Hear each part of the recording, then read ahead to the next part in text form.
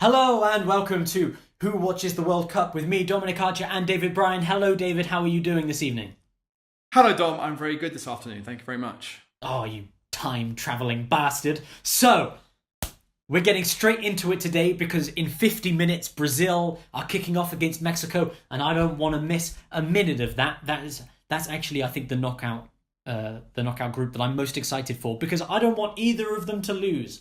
So, today our discussion is going to be on the teams that just didn't make it to the last 16. These are the titans of football who sucked. We'll be talking. We've spoken already, Dave, about the different groups. So today, let's speak about those who didn't even make it out of the groups. I guess we should talk about the surprises. Who did you think was going to make it through to the next round that just never did? Well, let's start with a moment of silence for our fallen heroes from all over the globe, human beings them all. Anyway, so I think the main... obviously, I think you can't look any further in terms of surprises than the Germans. Hallelujah! Hi, Germany. What's it like in Munich? Oh, I'm telling you, this is the best news I have ever heard. Can you remember, I think when we talked about Group F, I'm sure I must have said something along the lines of, I think Germany had lost to Mexico at that point when we recorded that episode. Yeah. And I think I said that it's just a blip, they're finding their feet, Germany know how to get it done, and quoting myself here, I believe I said they are the quintessential tournament team. Yes. Well, they let me down. Either that or that's all me. That was my cosmic power. Phenomenal cosmic power that caused this to happen. But it didn't happen for them, did it? I tell you what, I was going to say not, but I am very prone to Schadenfreude and finding happiness and joy in the suffering of others. I love it. But with Germany, it's a bit of a double-edged sword in this case because I do really like the German national team. There are lots of players in that team that I love, like Julian Draxler, I'm a big fan of. Hummels, I'm a big fan of. Neuer, I'm a big fan of. Ter Stegen, the other goalkeeper who didn't even make it on, I'm a big fan of. Goetze, who wasn't even there. I think Marco Reus, I love Marco Reus. Like, the German team is full of players that I like, and I love the way that they play, the same way that I really like Belgium. I really love the German team. But when they lost to South Korea, it didn't matter that I love the German team and don't really care that much for the South Korean team. It was just... I think it was that feeling of the world has been upended, right? It's that feeling of being like, God is dead, and he was German, and he was German, and I felt. I know we're not going to talk about this too much today. I felt the same way when Argentina went out. I felt the same way when Portugal went out, because these are the teams and the players that you are sure, yeah, of course they're going to make it to at least the semis. So when they go out and Mexico goes through, when Sweden goes through, it's like, yes, the tournament is interesting now. It's exciting now because Germany, who stood a very good chance of winning it, are gone. And good on South Korea as well. Like, yeah, they only won one match at this tournament. But the match that they won is the best thing that they could have done. It's the best thing they may have ever done. The greatest moment in their national football history, and one of my favourite moments from this tournament, if not my favourite moment entirely. Not only when they went 1-0 up, but then when Manuel Neuer is playing 60, 70 yards away from his own goal, playing at left wing, which, you've got to try him. He's the sort of player that you get him in the box at least, and anything could happen. He's such a presence there. But for him to be just hovering halfway between the South Korean box and the halfway line, and then he tries to take somebody on. Yeah. And when the South Korean player nicked it off him and played it long, and Son was chasing after it, I was up. I was on the edge of my seat. I was egging him on, and when he put it away, it was exactly that moment of. There's a comedian called Tommy Tiernan, an Irish comedian, who one of his catchphrases from one of his stand-up specials was "The world is fucked. The world is fucked," and that was exactly what was running through my mind. Like, how can this be happening? Football in itself is a very mysterious and hard to predict and very fluid sport, in that even though paper tells you one thing, at the end of the day, it's a bunch of human beings on a field of grass, and anything can happen. People can be off their game, people can make mistakes, people can show up and play the best they've ever played. And this World Cup has shown just that, in that there are moments where you think, well, yeah, sure, we're expecting that. Yeah, okay, maybe we're expecting that. But then this gift from the gods falls from the sky, lands in Russia somewhere. Where was this played? I don't know. But it landed there, and this gift from the heavens was handed to the world of football for football fans. And it just meant everything to me.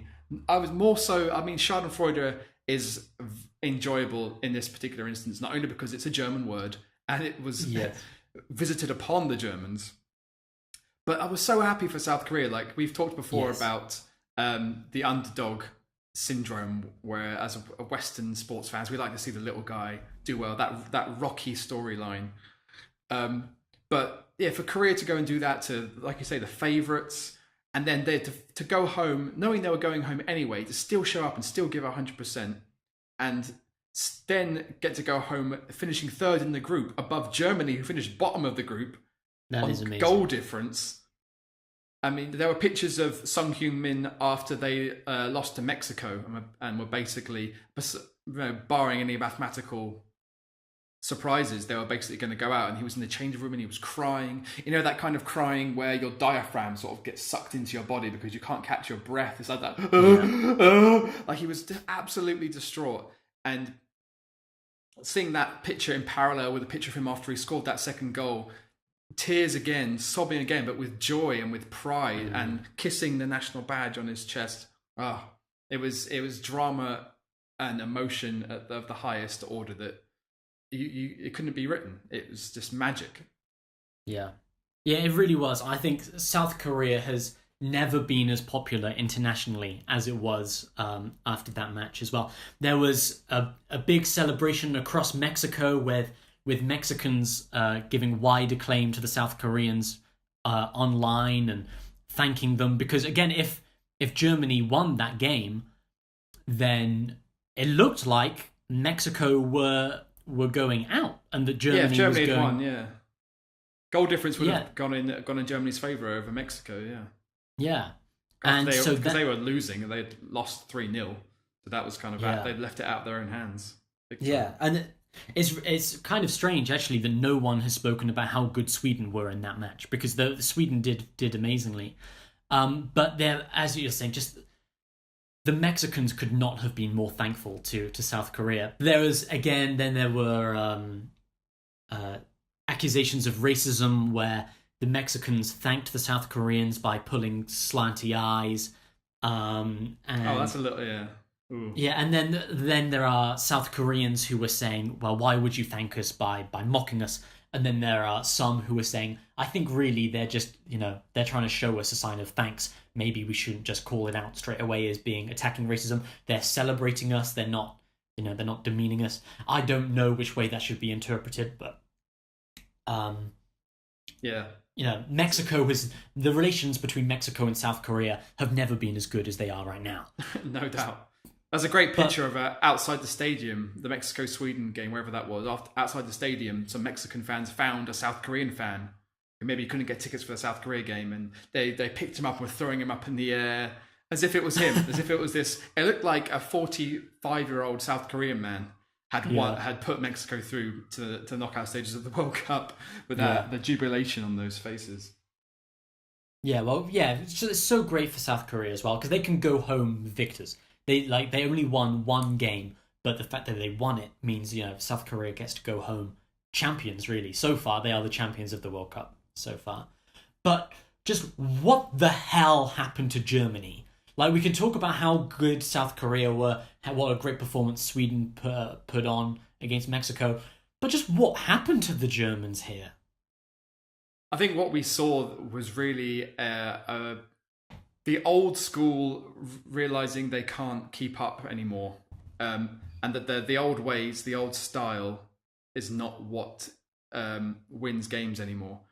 It's very much a case of these old heads playing the way they've always played, but football has changed. Football's passed them by a little bit, and what they were relying on with the experience they had and of previous successes is not relevant anymore.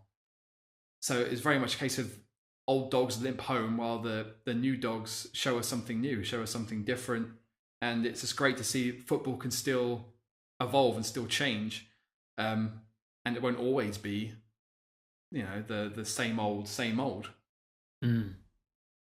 But there were odd decisions they made along the way. I think some of their squad selection raised some eyebrows. Their lineup selection raised some eyebrows. I mean, I know Thomas Muller is very much one of those older players, experienced players, that's done it all before. And maybe you would think they would rely on players like that. But then I know he didn't start at the final game against South Korea. They brought him on with about half an hour to play. But I think that maybe was a mistake. He's one of those players where when we talked about Group F, or rather I mentioned that their current centre-forward, Timo Werner, has not really shown anything like his club form at this tournament. As a spiritual successor to Miroslav Klose, he couldn't be further away as opposed to closer to to what they expect from a German centre forward, and so to put him in at the beginning of every game as their focal point, as their main goal threat, when he hasn't really shown that he deserves it on the national level. Sure, he's done well for his club team, RP Leipzig, but they're very much an up and coming team. He's kind of their star. There isn't really anybody that can take their limelight off of him as their main goal scorer. But with the German team, like I said, is full of so much quality and talent that if it were me, I would have put my energies into the creative players. So you mentioned Julian Draxler.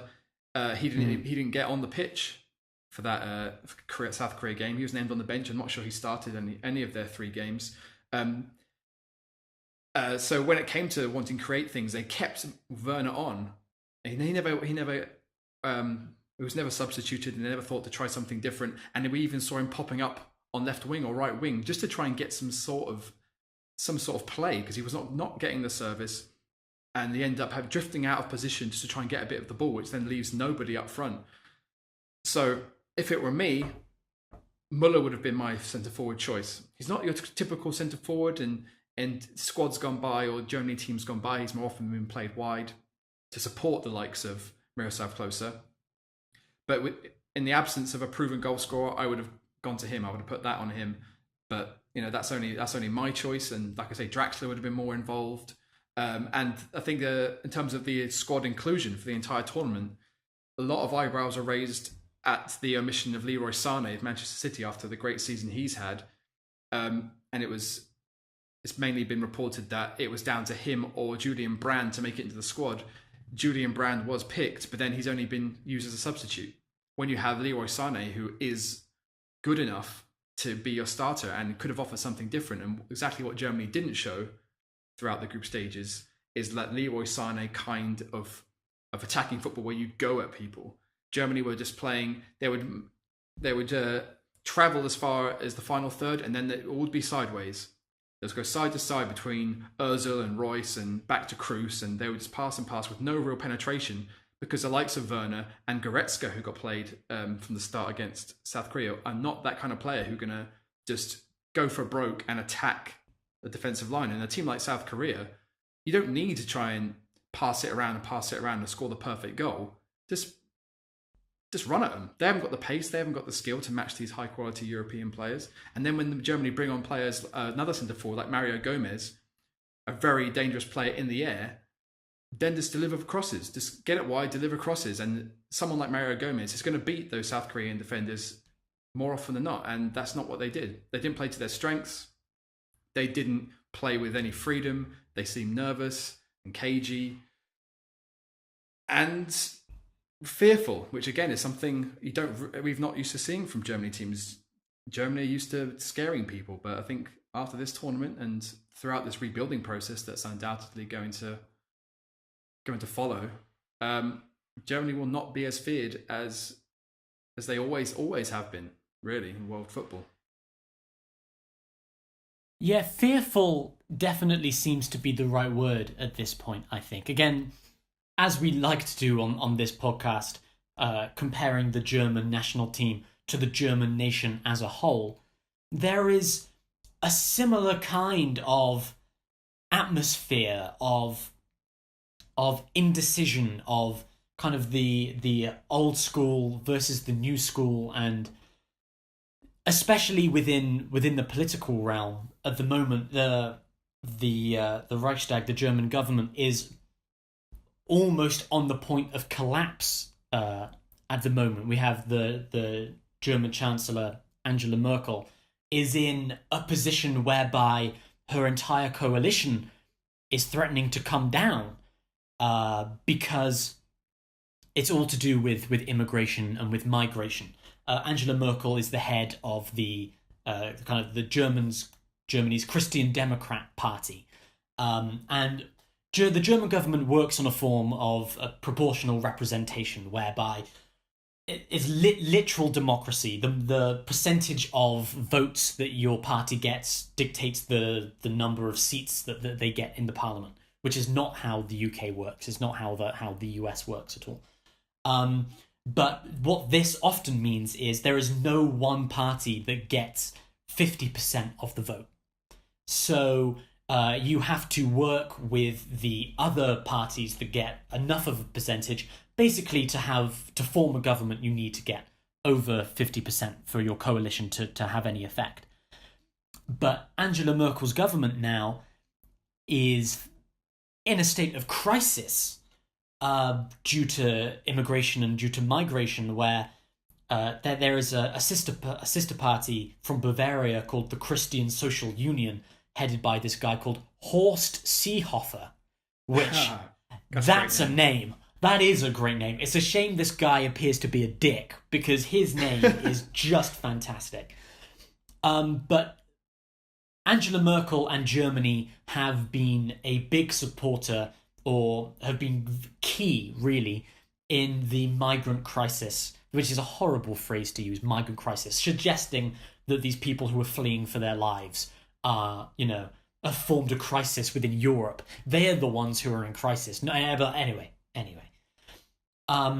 But Angela Merkel has been key in forming support within the EU for housing these people. Germany has taken a large brunt of these migrants that have been coming in, and that has caused problems within her coalition. So Merkel and Seehofer are from different parties, but Seehofer, as the head of this other party, is saying he is the interior minister as well, which is like a crazy important role for him to have. And he is saying that he will resign from being interior minister, and the Christian Social Union, his party, will remove themselves from the coalition over this issue of migration.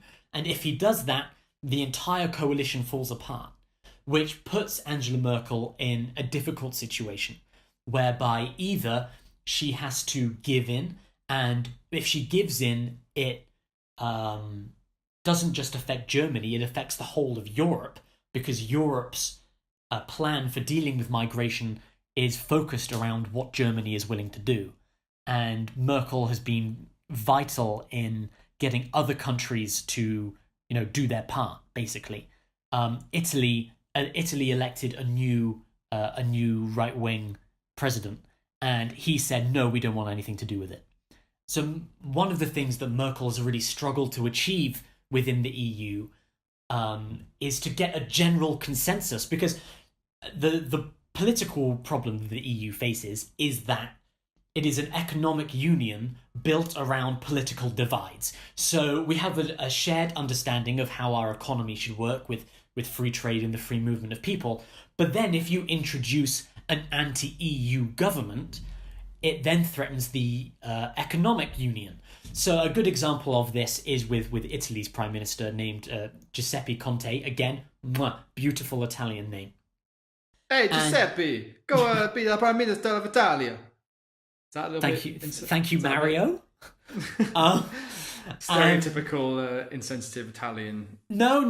Accents aside, but no. It was an impression of the plumber Mario. It was nothing to do with Italians in general. So, and that's the thing we're sticking to. So that's the story.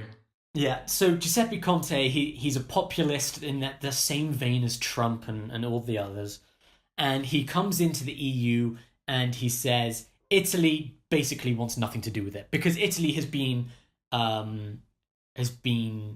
very important within North African migration, because a lot of the North African migrants come through countries like Libya, and the closest country to them in the Mediterranean is Greece and Sicily. Sorry, not Greece, Italy, and the island of Sicily being an Italian place. And so Giuseppe Conte, the Italian prime minister, basically he walks into the EU and goes, we're done. Basically, we don't want anything to do with your migration. We're going to veto it. Then he says, I'm a lawyer, and you can't beat me. I'm a lawyer. So the Swedish prime minister Stefan Löfven laughs at him and says, yeah, well, I'm a welder. And the Bulgarian prime minister Boyko Borisov, again a fantastic name, goes, yeah, I'm a firefighter. And everyone just laughs this guy out, basically saying, this isn't the political game that you're expecting to play. We have something greater to deal with here. So the French president Macron and Angela Merkel get a solid agreement from the EU, except for what's called the Visegrad Group. This is a union of Eastern European countries, the Czech Republic, Slovakia, Hungary, and Poland. These are the countries that always reject any kind of immigration policy. They're notoriously right-wing and conservative. They opt out, but Italy stays in, basically. And so Angela Merkel crafts this European policy of what immigration is going to be. Well, how we're going to deal with these 600,000 migrants. That's 600,000 to Italy alone. 600,000 people have washed ashore, basically, in Italy since 2014. And Merkel has crafted this policy. Okay, this is what we're going to do. But she takes it home, and she has had to do something that makes the Europeans happy and it makes the Germans happy. But if Horst Seehofer isn't on board, that whole thing falls apart. And Germany seems to be at this point where something to unite behind would be really useful right about now. They could really do with, something that gets the whole country together, like, I don't know, a successful World Cup campaign. That would be something to bring the German people together, go, yeah, we've got these political divides, but our strength of what it means to be German is symbolized within the country. But instead, as the country is falling apart from the inside, the same thing happens to the German national team. And yeah, how about that? Yeah, it's I think that's interesting that in terms of the national football team being a symbol of what it means to be German, I've talked before about the German way and the German style of German style of football. The German teams have always had the air of competency, consistency, organization, strength, not being unflappable. And it's always been the way, and that's why I talked about them being the quintessential tournament team, is that you know what to expect. You know how we all know what German football is. So I think, the German people would have loved to have been like, we can relax, whatever's happening at home, at least we know what to expect from the lads over in Russia. So it's interesting that these things are paralleling, where these German nationals, these just citizens out there representing their people in Russia, are having a tough time, just like the people who are supposed to be representing them back at home. Yeah. And again, the German national team, I don't think, not quite to the same extent as the French national team or the English national team, which does form a very unique image of the cultural identity of that country, especially when you look at the French team and you do the proportion of black players to white players. And you could say, well, this is a clear sign of France, of the diversity of France, and the same with England as well, where you look at the English national team and you go, okay, so yes, it is a European team, but you can see there is a cultural identity that goes beyond what you would imagine, just the English national team to be. They're not sipping tea and eating cucumber sandwiches. Whereas the German national team has a similar. I think Mesut Ozil is a perfect example, where one of the previous migration issues that Germany has had to deal with is large Turkish immigration. There is a large Turkish population within Germany, and Mesut Ozil is a child of that. He is a German Turk. And he's not the only one in the squad either. There's Ilkay Gundogan and Sami Khedira. I think are both of Turkish descent. Yeah, absolutely. And that is a sign that the German national team, it's yes, you have Neuer and yes, you have Marco Reus and these typical what we would imagine a German to be, but it is also more than that. And their midfield their midfield didn't work this time anyway. But when it was working, it wouldn't have been the same without those players there, without that cultural heritage and identity that they have. So I think if we look into the future, 30 years, 40 years, and we look at the way that European migration from, whether it be a Syrian refugee crisis or whether it be trying to tackle human trafficking coming from North Africa, we're going to see, Syrian European players on the international stage. We're going to see, Italian African players, which we don't see that much of at the moment, but times will change. I suppose Balotelli is an example of that. Well, he's an interesting example. I think he was raised by Italian foster parents. I don't want to take too many guesses, but I think he was either abandoned or given up as a baby by his birth parents and raised by white Italian parents. But I couldn't tell you where his lineage is from. But I do know there's Stefan Al-Shawari as well, who's I think his parents are Egyptian and Swiss. I think Swiss Italian.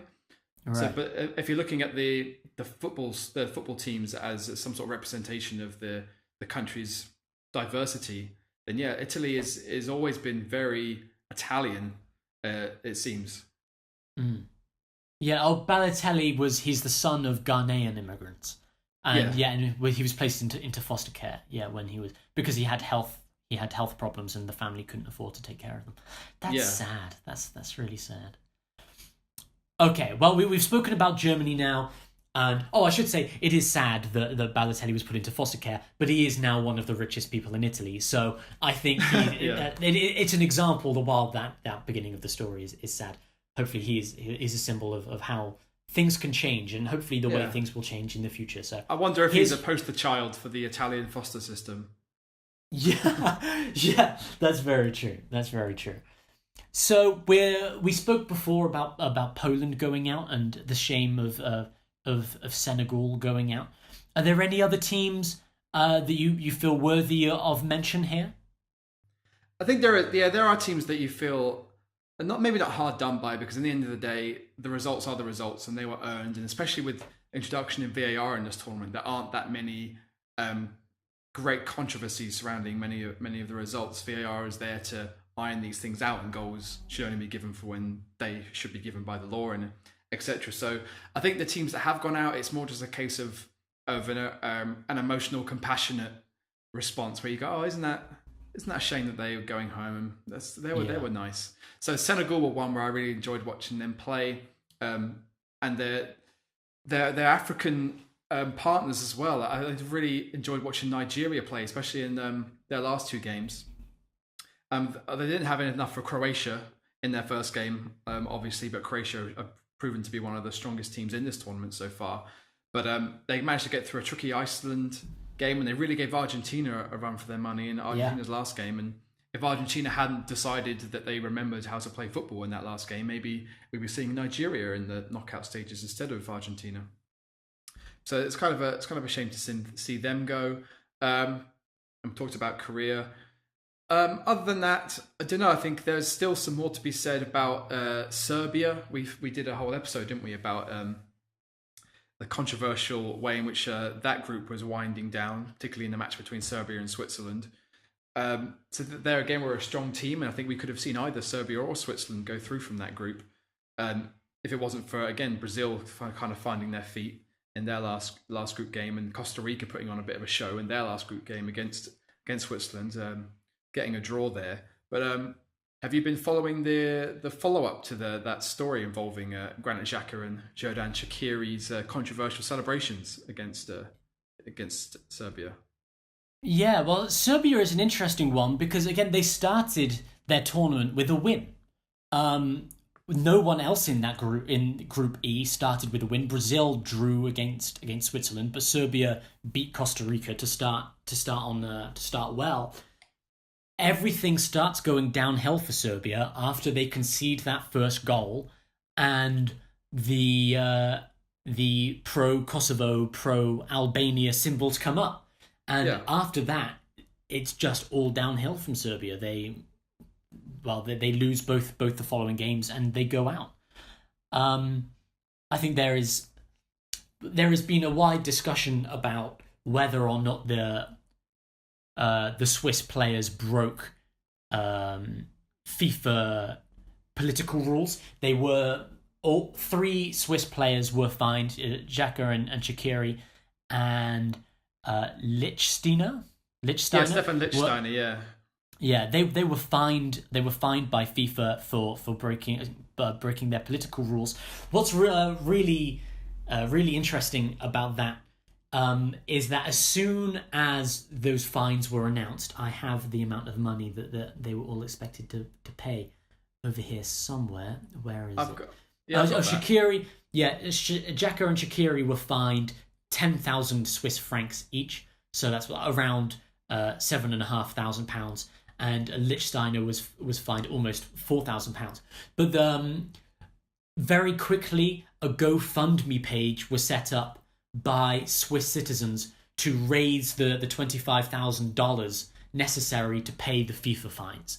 Really? So the Swiss people came together and they've raised more than the 25,000 needed. In 6 days, they've raised $26,500 to pay the FIFA fine against Shaqiri and Xhaka and Lichtsteiner. The Swiss Football Federation are yet to say whether or not they will accept that. They could very well refuse the GoFundMe because it's a charity donation. They could say, no, these players need to be punished. The Swiss people cannot pay for the punishment of these players. And in that case, the GoFundMe has said that the money will be donated to a Kosovo children's charity, which I think these players would probably be happier with anyway. Yeah, but that goes to show the impact that this has had. Serbia were very quick to call out against FIFA for a kind of political double standard, and Serbia themselves are now being fined by FIFA. Serbia's Football Federation was fined 20,000 Swiss francs for banners, political and offensive banners that were shown during their loss against Brazil. So Serbia, this is the second time in 3 World Cup games the FIFA have fined Serbia because of their fans. Serbian fans can't stop themselves from bringing in offensive political messages. So I guess really they got what they deserved, right? Like, if Serbian fans are consistently bringing in offensive political messages to their matches, they can't complain too much when someone else does it against them. Sure, but it's not the Serbian players' fault of how their fans behave. No, but I mean, I think there is, as we were saying with the way that Xhaka and Shaqiri behaved, they didn't run up to the Serbian players and insult them. They ran up to the Serbian fans, right? But yes, I understand what you're saying. How the players are not responsible, but the Football Association is, and I think the Serbian Football Association should be trying to do better in regards to that. Like, if it's happening 3 times, in 3 separate games, they've been fined consistently.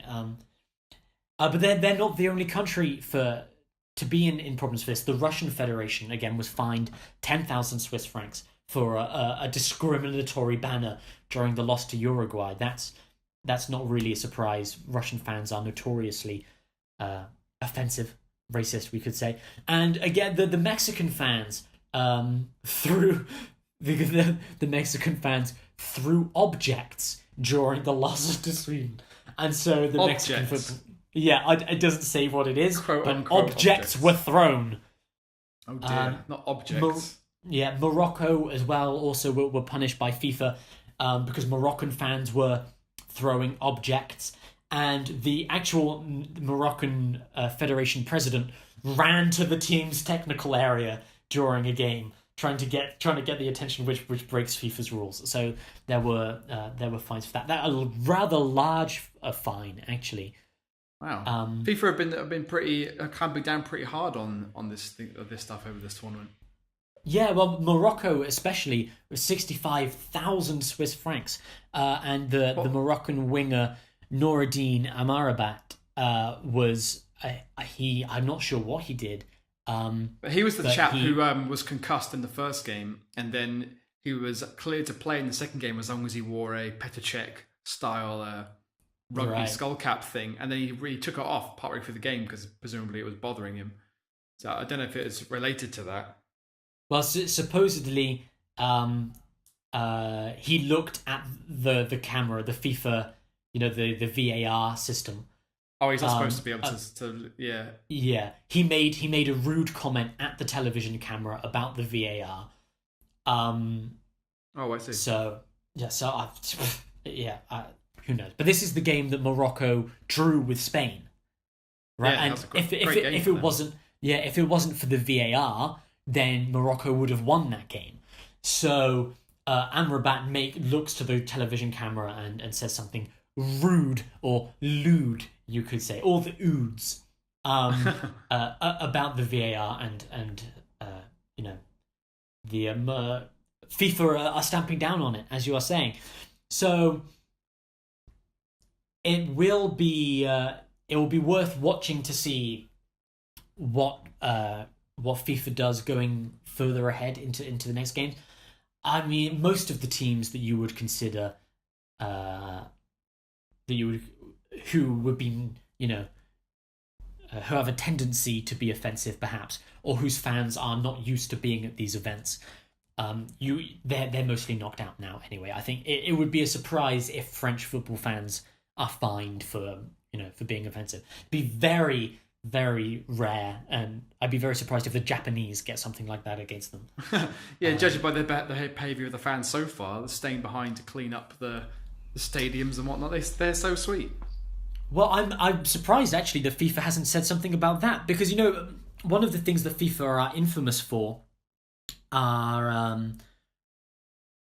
making money in any way that they can. For example, FIFA has a deal with Budweiser, and in the 2014 World Cup, Brazil had a law where they said, look, football violence is a problem within our country. One of the reasons that we have football violence is because people are drinking beer and getting drunk during the matches. So for the grounds of public safety, we're no longer selling alcohol in football stadiums. So FIFA comes in for the World Cup and says, Budweiser is a sponsor, you have to sell Budweiser beer at your football stadiums during this World Cup.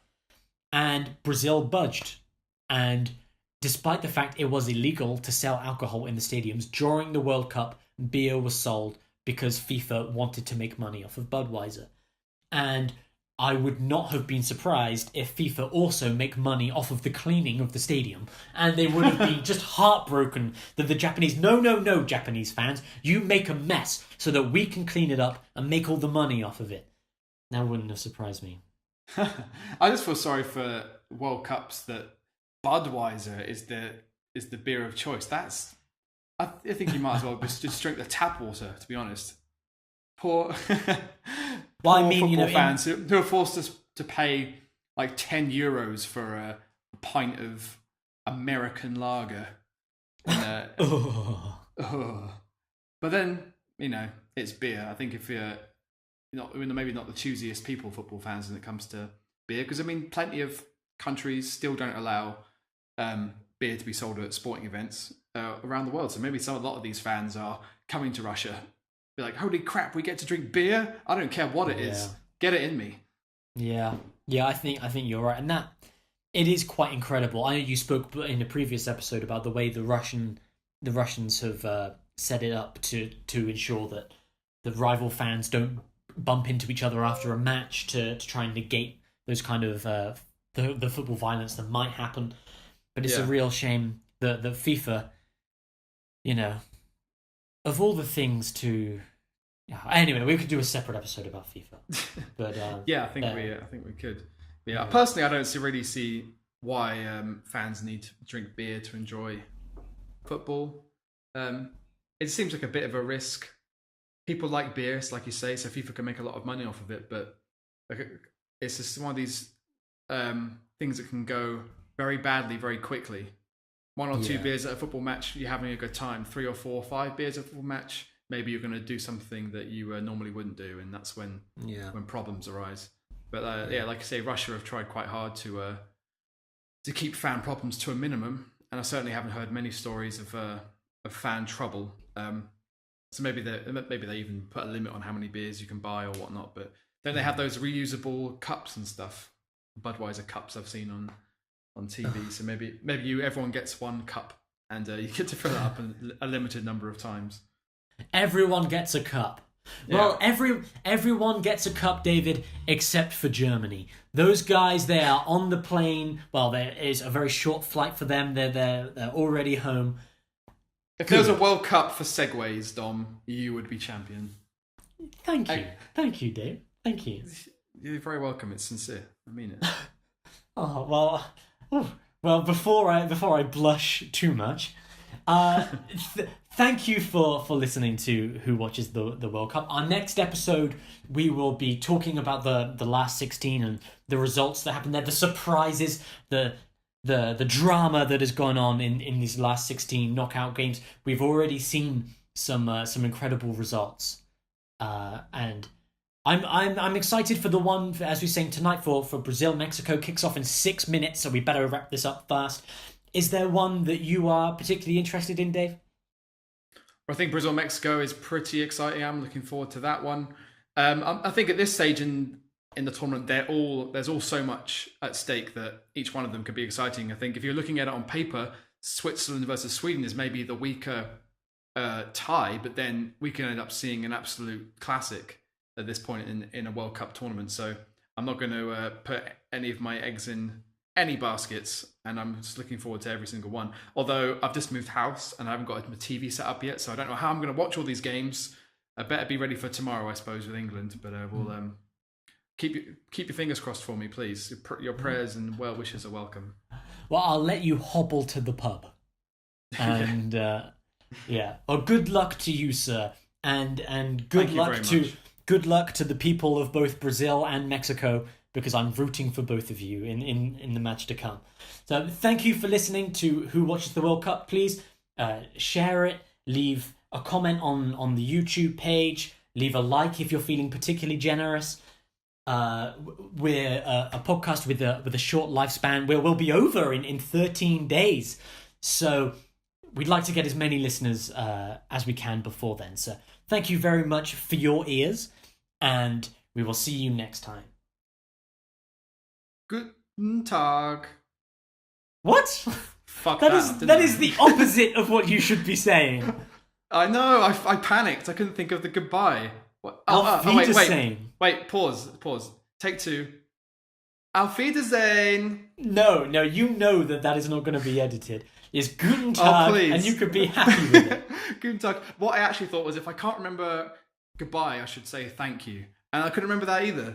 But now I remember it's Dankeschön. As soon as it's over, it all comes back. It's typical. I flapped under the pressure. The pressure of having to speak German. My heart can't handle this.